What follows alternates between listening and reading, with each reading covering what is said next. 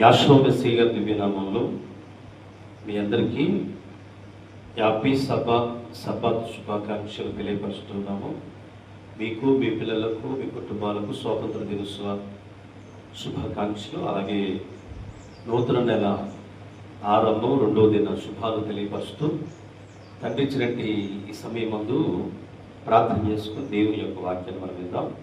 ఈ లైవ్ కార్యక్రమంలో చూస్తున్న మీ అందరినీ, సర్వోన్నతుడైన యావే మనందరినీ ఆశీర్వదించుగాక. ప్రార్థన.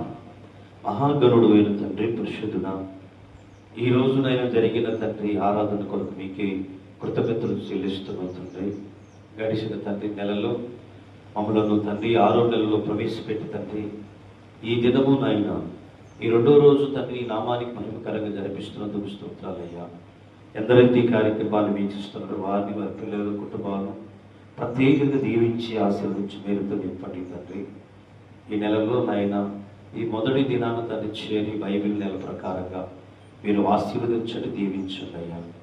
సంవత్సరాలు మొదలుకొని సంవత్సరాలని కనుదృష్టి మా కుటుంబాల మీద నింపి బలపరిచి సహాయం చేసి నీ నామానికి మహిమ తెచ్చుకొని సహాయం చేయాలని మా కొరకు త్వరలో రానయ్యున్న మెస్సయ్య వారి దివ్యనామం ద్వారా అడిగి వేడుకుంటున్నాం తండ్రి. ఆమేన్. ప్రియులారా, ఒక ప్రత్యేకమైన గీతాన్ని మనం విందాం. తండ్రికి మహిమ కలుగునుగా. హల్లెలూయా, హల్లెలూయా, హల్లెలూయా, స్తోత్రాలు. హల్లెలూయా, హల్లెలూయా, స్తోత్రాలు. దేవానికి స్తోత్రాలు. ఈ దినం ఒక సంతోషకరమైన సమాధిన దేవులతో దేవుడు దీవించునుగా. హల్లెలూయా.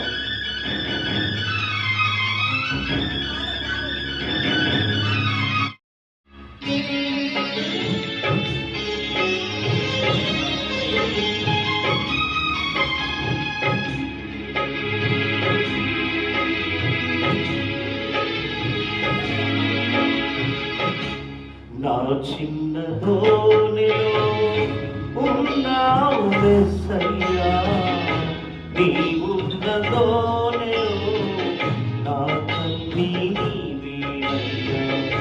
నా చిన్న దోణిలో ఉన్నావు యేసయ్యా, నీవున్న దోణిలో నా తల్లి నీవేనయ్యా. నా చిన్న దోణిలో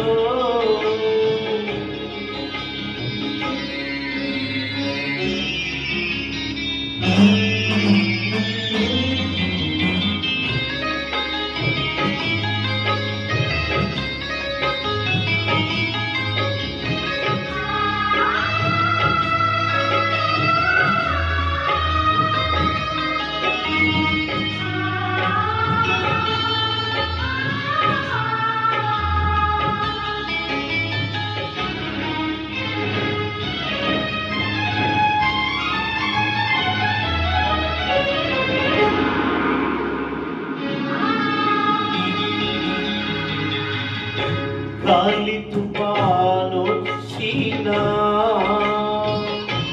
ఆటుపోటులు ఎదురైనా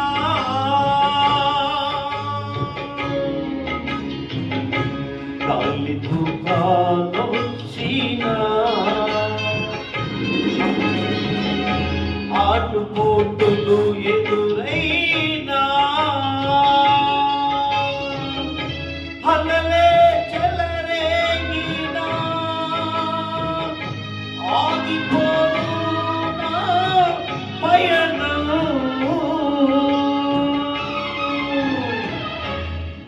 చిన్న దోణిలో ఉన్నావు యేసయ్యా, నీవున్న దోణిలో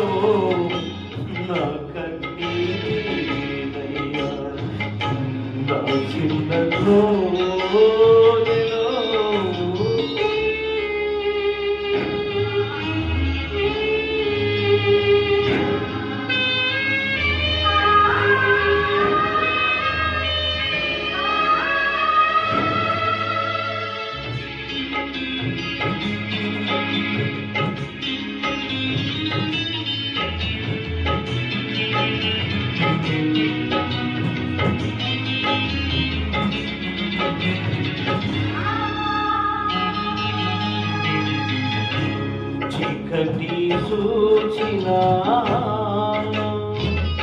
సాతాను వలయేసిన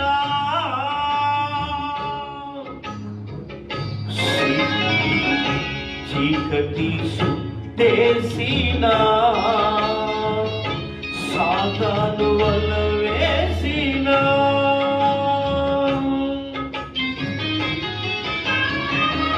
సుడిగుండాలే చిక్కిన సాగిపోనా పయనం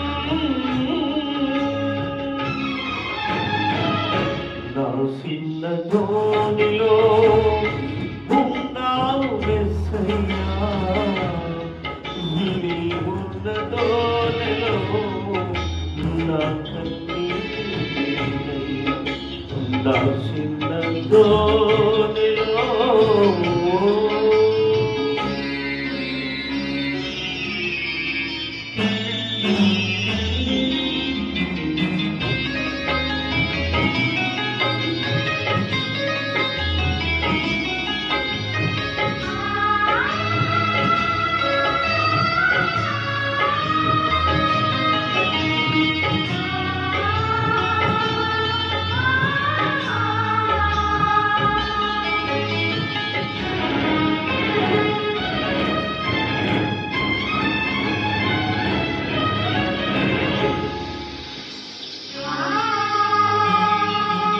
వదకు తెచ్చిన గొర్రెలా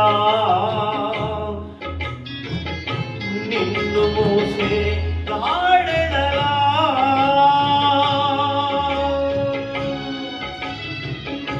వదకు తెచ్చిన గొర్రెలా నిన్ను మోసే గాడిదలా. మన రక్షకుడైన యేసు మెస్సీయ గారి శక్తి కలిగినట్టి నామం ద్వారా మరొకసారి మీకు నా హృదయపూర్వకమైన శుభాలు తెలియపరుస్తూ తండ్రి ఇచ్చినటువంటి సమయములలో పరిశుద్ధ గ్రంథమైన బైబిల్లోని కొన్ని మంచి విషయాలను మనము నేర్చుకుందాం. ఆశ్చర్యకరుడైన తండ్రి ఈ దినాన మనకి ఇచ్చిన ఈ వాగ్దానాలలో కొన్ని విషయాలను మీకు తెలియపరచాలని కోరుకుంటున్నాను. హల్లెలూయా. మీ అందరికీ మరొకసారి సబ్బాత్ షలోం తెలియపరుస్తూ ప్రార్థన చేసుకుని వాక్యాన్ని విందాం. మహాగణుడువైన తండ్రి, పరిశుద్ధుడా, మమ్మల్ని ఎంతగానో ప్రేమించి కాపాడి కనికరించిన మా తండ్రి, నీ దివ్యమైన హస్తం వేసి కాపాడి రక్షించి మమ్మలను నీ మహిమ కొరకు వాడుకుంటున్నందుకు కొందనాలు చెల్లించుకుంటూ ఆశీర్వదించి దీవించి ఈరోజు వాక్య సందేశాన్ని వినబోతుండగా నీ అభిషేకాన్ని, ఆత్మను, జ్ఞానాన్ని ఇచ్చి నడిపించి కృపలో బలపరిచి సహాయం చేయమని అన్ని విధాలుగా నీ కృప మా కుటుంబాలపై నింపిన ఆయన ఈరోజు మందిరంలోనూ ఈ లైవ్ కార్యక్రమంలో వింటున్న ప్రజలను ఆశీర్వదించి దీవించి మేలుతో నింపుతారని యేసయ్య దివ్యనామం ద్వారా అడుగుతున్నాం తండ్రి. ఆమేన్. ప్రియరా, ఒక చక్కటి సందేశాన్ని మనం విందాం. సమయాన్ని సద్వినియోగం చేసుకొనుడి అని లేఖనానుసారంగా దేవుని యొక్క మాటలు మనం విందాం. ఈ సమయాన్ని సద్వినియోగం చేసుకొనుడి అని అపోస్తలుడైన పౌలు ఎఫెసీయులకు రాసిన పత్రికలలో మనకి తెలియపరుస్తూ ఉన్నాడు.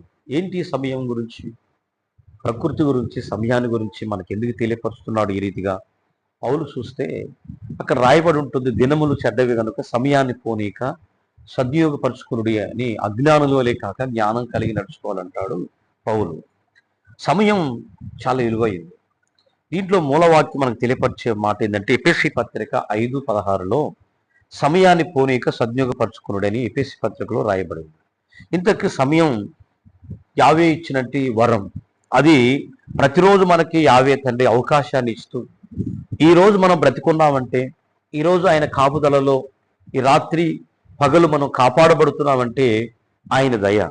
ఏంటయ్యా ఆయన దయ అంటే, ఎంతోమంది మానవులు, ధనమున్నవారు, డబ్బు కలిగినట్టు వారు, జ్ఞానం కలిగినట్టు వారు ఈరోజు లేక చనిపోయారు. ఈ రోజును చూడలేదు. కానీ సమయం యావే తండ్రి ఇచ్చేది. ఆ సమయాన్ని మనం ఏం చేసుకోవాలంటే అది వరముగా భావించి ప్రతిరోజు మనకు ఆ దేవుడిచ్చిన అవకాశాన్ని వినియోగపరచుకోవటమే అని చెప్పి ప్రతి మనిషి కూడా తెలియపరచాలి. ఎందుకంటే అజ్ఞానులు సమయాన్ని పాడు చేసుకుంటూ టీవీల దగ్గర, సినిమాల దగ్గర, సీరియల్ దగ్గర ఇంకా రకరకాలైన ఆ సమయాన్ని పాడు చేసుకుంటూ ఉంటారు. కానీ బైబిల్ గ్రంథం తెలియపరిచిన మాట అంటే మీరు సమయాన్ని జాగ్రత్తగా ఉపయోగించుకోనండి, యావే తండ్రి సన్నిధిలో మీరు బలముగా ఉండాలని చెప్పేసి కీర్తనల గ్రంథము 90వ అధ్యాయం 12వ వచనంలో మరి తెలియపరిచిన మాట ఏంటంటే దేవుడు ఇచ్చినట్టు వరముగా మనం భావించాలని ఈ లేఖనం ద్వారా మనం తెలుసుకుంటున్నాం. గత సమయం తిరిగి రాదు, రుచిగా రాదు, గడిచిపోయిన సమయాన్ని తిరిగి రాదు. కాబట్టి నేటి సమయాన్ని జాగ్రత్తగా మనం వినియోగపరుచుకున్నప్పుడే యావే మనలను బలపరచువాడుగా ఉంటాడని లేఖనం ద్వారా మనం తెలుసుకుంటున్నాం. ఏంటి అయ్యా ఈ సమయం గురించి తెలియపరచడంటే, పౌలు ఎందుకని అన్నాడు దినములు చెడ్డవ్యయ్యా, సమయాన్ని బోనీక సద్యోపరచుకోమని ఎందుకు అంటున్నాడు అంటే, దినాలలో ఎప్పుడూ బలంగానే ఉంటాయి, దినాలు ఎప్పుడూ ఒకలాగే ఉంటాయి, దినాలు ఎప్పుడు చూసినా కానీ ఒక రీతిగానే ఉంటాయి. కానీ కాలం యావే తండ్రి ఇచ్చంటి వరం, అది ఎప్పుడు ప్రకృతి అంతా కూడా యావే తండ్రి మనకి చెప్పిన రీతిగానే తెలియపరచబడతాం. కారణం ఏంటంటే పిల్లరా, ఆ వరం పరమ తండ్రి ఇచ్చింది కాబట్టి ప్రకృతి అంతా క్రమశిక్షణగా తానంతకు తాను తిరుగుతూ వెలుగునిస్తూ గాలినిస్తూ నీరునిస్తూ యావే తండ్రి చెప్పిన రీతిగానే ఉన్నది. కానీ మానవులు ఈ దినాలలో చెడిపోతున్నారు. మానవ ప్రపంచం సమయాన్ని పాడు చేసుకుంటూ వారు నచ్చిన రీతిగా వారికి ఇష్టం వచ్చినట్లుగా బ్రతుకుతున్నారు. కాబట్టి మీరు సమయాన్ని జాగ్రత్తగా వినియోగపరచు. ఎందుకంటే నిన్నపోయిన సమయం రాదు, రేపు సమయం మనకు రాదు. ఉన్న సమయాన్ని మనం వినియోగించుకోవాలని, అది జాగ్రత్తగా ఉపయోగించుకోవాలని దేవుడు వాక్యం సెలవిస్తూ ఉంది. మత్తయి సువార్త 6వ అధ్యాయం 33వ వచనంలో యావే మన కోసం సమయాన్ని కేటాయించాడు కనుక ప్రార్థన, ధ్యానము, ఆరాధన సమయం మనకి ఇవ్వాలి. ఎవరికి? యావేకి ఇవ్వాలి. ఎందుకంటే మనకు సమయం లేదండి, నాకు లేదండి అని చాలా మంది సాకులు చెప్తూ ఉంటారు. ప్రియులరా, సమయం ఉన్నప్పుడు మనం సద్వినియోగపరచుకోవాలి. వెలుగు ఉన్నప్పుడే, చీకటి రాకముందే మనం అన్ని సమకూర్చుకుంటే చక్కటి నిద్రపోతాం. పిల్లలు, ఈరోజు మనం సమయాన్ని జాగ్రత్తగా మనం కాపాడుకున్నప్పుడు మాత్రమే ఏదైనా చేయగలుగుతామని బైబిల్ తెలియపరుస్తుంది. నీకున్న సమయాన్ని ప్రభు కొరకు వినియోగించు. ఒక 10 మంది కన్యకల మత్తయి సువార్తను మనకు తెలియపరచు 20వ అధ్యాయంలో వాళ్ళు ఏం చేశారు? దీటులు వెలిగించుకోవడానికి నూనె కొనుక్కున్నారు. సిద్ధపడి 10 మందిలో 5 మంది కన్యకలు సిద్ధపడి ఉన్నారు. సమయాన్ని సద్వినియోగపరచుకొని మనకు రేపు దొరకదు, రాత్రికాలం ప్రభు వస్తాడేమో, ఆ పెళ్లి కుమారుని ఎదుర్కోవడానికి పోవాలని చెప్పి సిద్ధంగా దీటులు పట్టుకొని వెలిగించుకొని రెడీగా ఉన్నారు. కానీ సోమరపోతులు ఏం చేశారంటే, రేపు వస్తాడులే, వచ్చినప్పుడు వెళ్ళొచ్చులే, మనకి ఇంక సమయం ఉంది కానీ అని చెప్పేసి కులికి నిద్రపోయారు. పెళ్లివరుడు రానే ఉన్నాడు, కానీ సిద్ధపడ్డ వాళ్ళు ఎత్తపడ్డారు. నిద్రపోయిన వాళ్ళు కొట్ల దగ్గరికి వెళ్ళి, అమ్మా నూనె పోస్తారా? అయ్యే మీ నూనె కొంచెం వేరాదనంటే, మీకు మాకు సాధ కాబట్టి మీరు వెళ్ళి సావుకారుల దగ్గర కొనుక్కొచ్చుకొని చెప్పారు. వెళ్ళే సమయంలో పెళ్లివరుడు వచ్చాడు. సిద్ధంగా ఉన్న వాళ్ళు తీసుకెళ్ళారు. కాబట్టి సమయాన్ని మనం సద్వినియోగపరచుకున్నప్పుడే యావే తండ్రి ఆ నిజమైన పెళ్లి కుమారుడు భూమి మీదకి రాబోతున్నాడు. కాబట్టి మనం అందరం ఆయన ఎదుర్కొనే కృప తండ్రి మనకిస్తారు. కాబట్టి మొదటిగా ఆయన నీతిని, రాజ్యాన్ని ఎతకాలని మత్తయి సువార్త 6వ అధ్యాయం 33వ వచనం చెప్పాడు. నువ్వు లేవంగలోనే ఆయన పాదాల దగ్గర ఆయన నీతిని, ఆయన రాజ్యాన్ని ఎతికే క్రైస్తవుడుగా, ఎతికే యావే తండ్రిని బిడ్డలుగా, ఆరాధించే బిడ్డలుగా మనం ఉండాలి తప్ప మనం పొద్దుబడిసిన జామైనా కానీ లేచే పరిస్థితి లేదు. కోళ్ళకు తెలిసేట్టు కురువుకు అని కోడి కూస్తూ ఉన్నది.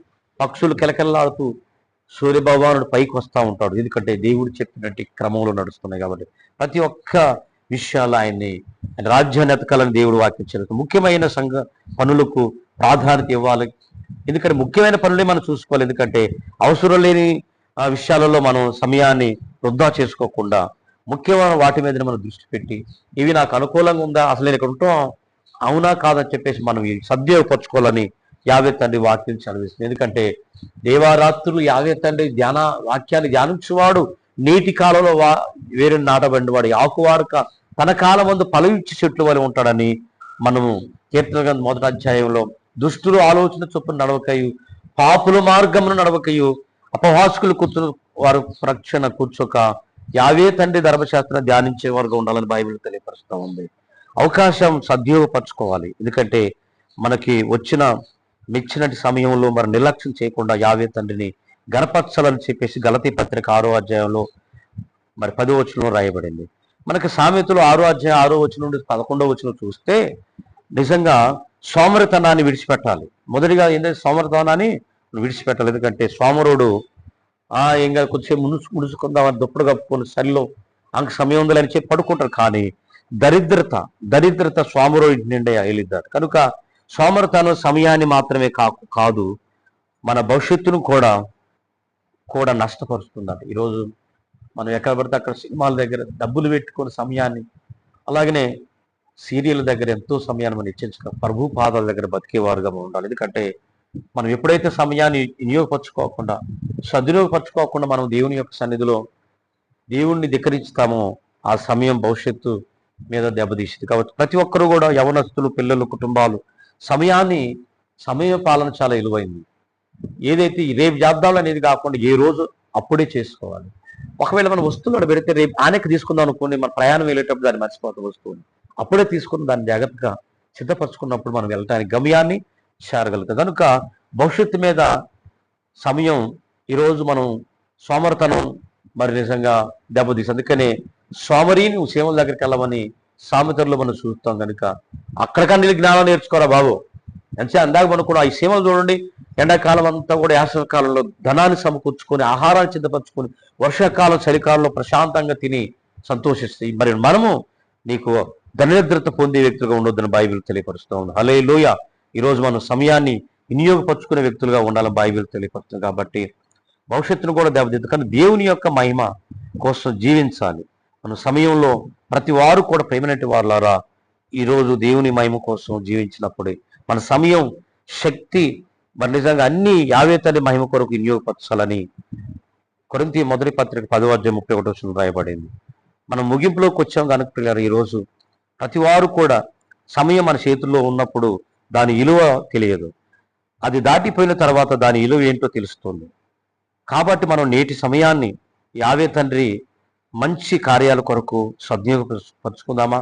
ఈరోజు ప్రతి వారు కూడా మంచి వాక్యాల కొరకు, మంచి సమయం కొరకు దేవుడు ఇచ్చిన సమయాన్ని మనం వినియోగపరచుకోవాలని బైబిల్ తెలియపరుస్తుంది. కాబట్టి ఒక ఊరిలో ఒక రైతు ఉండేవాడట. అతనికి పొలం గట్టున ఒక చిన్న మామిడి మొక్క నాటాలని కోరికున్నది. కానీ ఒకరోజు కాకపోతే రేపు నాడదావులని ప్రతిరోజు వాయిదా వేస్తూ ఉండేవాడు.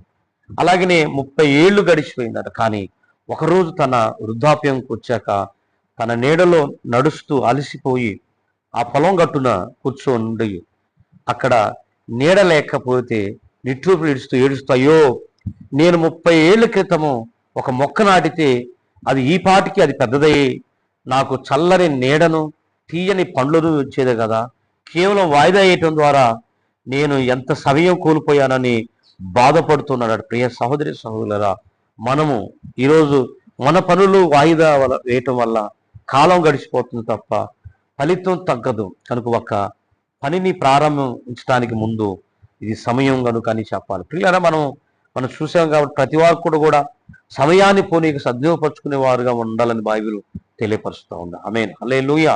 కనుక మనం చేయవలసిన పని అప్పుడే, రేపు వాయిదా ఉండదు. ఏ పనైనా కానీ రేపు పని ఇలా చేసుకున్నట్లుగా ఉండాలని బైబిల్ తెలియపరుస్తూ ఉంది. కనుక మన జీవితంలో ప్రతి రోజును ఎన్ని ఆటంకాలు, ఆకర్షణీయ సమయాన్ని వృధా చేసుకోకుండా సిద్ధంగా ఉండాలని గడిచిపోయినట్టు కాలాన్ని మళ్ళీ వెనక్కి తీసుకొని రాలేదు కాబట్టి దేవుడిచ్చినట్టు సమయంలో మనం ప్రతిరోజు అంశాలు మంచి పనులను చేసి ఇతరులను మేలు చేసే విషయంలోనూ మరియు మన ఎదుగుదలలో కోసం ఉపయోగించుకోవాలి. కనుక సమయం పోనీక ఈరోజు ఒక చిన్న స్తోత్రాల్లో మనం సమయం జాగ్రత్తగా మనం లక్ష్యం పెట్టుకొని సమయమే దృష్టి పెట్టాలని బైబిల్ తెలియపరుస్తూ ఉంది. బంగారు నాణ్యాల సంచి అనే ఒక అంశంలో ఒక గ్రామంలో ఒక వ్యక్తి ఉండేవాడు. వ్యాపారం ఉండేది ఆయనకి. ఒకరోజు తన వ్యాపారం నానాటికి మరి నిజంగా ప్రత్యేకంగా వాని మరి రోజుకు ఖర్చు చేయాలని చెప్పేసి మిగిలిన నాణ్యాలు ఒక 24 గంటలకు కొన్ని నాణ్యాలు సంచిలో వేసి ఇవి ఈరోజు ఖర్చు పెట్టాలని చెప్పేవాళ్ళట. ఆ రోజు తర్వాత వాళ్ళు ఉండదట, ఎందుకంటే ఈ సమయంలోనే వాటిని ఖర్చు పెట్టాలి, తిరిగి రాత్రికి వాళ్ళు ఉండదని చెప్తే 24 గంటల్లోనే గడిచిన కాలం రాదు కాబట్టి ఆయన ఖర్చు పెడుతూ ఉండేవాడట. రేపు అవి ఉండవు కాబట్టి. పిల్లరా, ఈరోజు మనము సమయాన్ని ఎప్పుడు మనకు దొరికిన సమయాన్ని మనం వినియోగపరచుకొని యావే తండ్రి సన్నిధిలో ప్రతి ఒక్కరు కూడా ఆ సమయాన్ని వినియోగపరచుకొని వయసు పోయిన తర్వాత మనము బలహీనులైన తర్వాత మనం ఏమీ చేయలేము. కనుక ప్రతి వారు యావే ఇచ్చిన సమయాన్ని వినియోగపరచుకుంటూ సర్వోన్నతుడైన తండ్రి ఇచ్చినట్టే వాగ్దానాలను మనము మరి ఉంచుకోవాలని బైబిల్ తెలియపరుస్తుంది. కాబట్టి ఈరోజు ప్రతి ఒక్కరూ కూడా మరి బైబిల్ గ్రంథంలో సమయ పాలన అనేది చాలా విలువగా రాయబడింది. ఉన్న సమయాన్ని మందిరానికి వెళ్ళే సమయాన్ని మందిరానికి వెళ్ళి ప్రభువుని ఆరాధించండి. యావే తండ్రి సన్నిధిలో ప్రతి వారు కూడా తండ్రి యొక్క ఇచ్చిన మరి మంచి ఆరోగ్యాన్ని కాపాడుకొని మన మంచాన పడగతొలికి యావేని గర్పరిచే వ్యక్తిగా ఉండాలని కోరుకుంటున్నాం. తండ్రికి మహిమ. ఖాళీగా ఉంచవద్దు. పురుషులు కానీ, స్త్రీలు కానీ, యవనస్తులు కానీ, పిల్లలు కానీ ఖాళీగా ఉండదు. కాబట్టి ప్రతి సమయంలో మనకు దొరికిన కొలది యావేను గనపరిచేవారుగా మోకరించి గంటల గంటల తడబడి ప్రార్థనలో ఉండే వ్యక్తులుగా మనం ఉండాలి. సేవకులారా, సంఘస్థులారా, ప్రియ సహోదరి సహోదరులారా, ఎలోహిం నమ్మిన మనం అందరం కూడా ఆయన రాజ్యాన్ని సంతరించుకోవాలంటే ప్రతి ఒక్కళ్ళు కూడా ఖాళీ సమయాన్ని వ్యర్థపుచ్చుకోకుండా షాపింగ్ మాలని, మరి బంగారపు షాపులని, లేదా మరి సెంటర్లలో వ్యవహారాలని, అక్కడక్కడ అలాగే రకరకాలైన విషయాలలో మన సమయాన్ని ఎద్దపుచ్చుకుంటున్నాము. పని దొరికే సమయాన్ని పనికి చేసుకోనండి. ప్రభువును ఆరాధించే సమయాన్ని ప్రభువును ఆరాధించండి. ఎందుకంటే మన సమయాన్ని పోనీక సద్యోపరచుకోవాలని దేవుడు వాక్యం చదివిస్తుంది. కాబట్టి ప్రియ సహోదరి సహోదరులారా, ఈ స్వతంత్రం వచ్చినట్టు దినాన మనం అందరం సరిగా దేవుని యొక్క సన్నిధిలో దేవుని కొరకు మనం వినియోగపడే వ్యక్తిగా, పరిశుద్ధుల గుంపులో చేర్చబడే వ్యక్తులుగా, ఏ సమయమందు ప్రార్థన దొరికితే ఆ సమయమందు మనం వెళ్ళి మోకాళ్ళు ఒంగే సమయాన్ని మనం ఉంచాలి. ఎవరి దగ్గర మనం తల వంచడానికి అవకాశం లేదు. ఎవరి దగ్గర మనము చేతులు జోడించి ఆయన సాష్టాంగ ప్రాణ సంవత్సరం యావే తండ్రి మనకి ఇచ్చిన ఈ సమయంలో ఆయన మాత్రమే గణపరిచే వ్యక్తులుగా ఉందాము. అట్టి కృప మనకు స్వాతంత్రాలు దేవుడు తీసుకొచ్చి ఇచ్చాడు. ఎందుకంటే మీరు ప్రతి వ్యక్తి ఏ సమయాన్ని ఏ పని చేయాలో ఆ సమయంలో ఆ పనిని మనకు సిద్ధపరుస్తున్నారు. కాబట్టి ప్రతి ఒక్కరు కూడా తండ్రి సన్నిధికి వచ్చి తండ్రి యొక్క మాటల పాటల కొరకు యావే రాజ్యం కొరకు ఎదురు చూసే వ్యక్తులుగా ఉండాలి. కాబట్టి ఈరోజు ఒక వ్యక్తి ఈరోజు పెళ్లికి పిలువబడ్డారట.